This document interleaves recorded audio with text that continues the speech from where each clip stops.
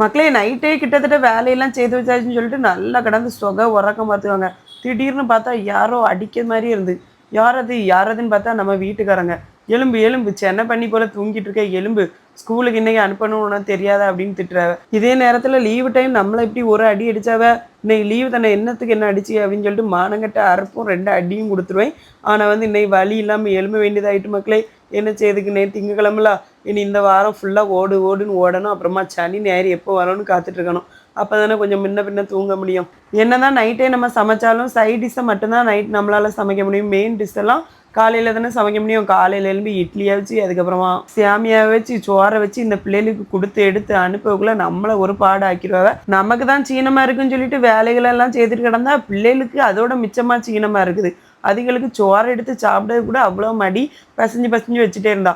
அந்தால பார்த்தேன் இது வேலைக்காவது எப்படியும் வச்சுட்டு போக பிளான் வைக்கிறோம். அந்தால 2 வாயை எடுத்து உருண்டை கட்டி உள்ளே ஏற்றி விட்டுட்டே பார்த்துக்காங்க. இப்போ தான் மனசுக்கும் ஒரு திருப்தியாச்சு. பிள்ளைகள் சாப்பிடாம போனால் மனம் கேட்காது மக்களே. வீடியோ பிடிச்சிருந்தா லைக் பண்ணுங்கள். மக்களே சப்ஸ்கிரைப் பண்ணாமல் பார்க்குறீங்க, சப்ஸ்கிரைப் பண்ணுங்கள். தேங்க்யூ.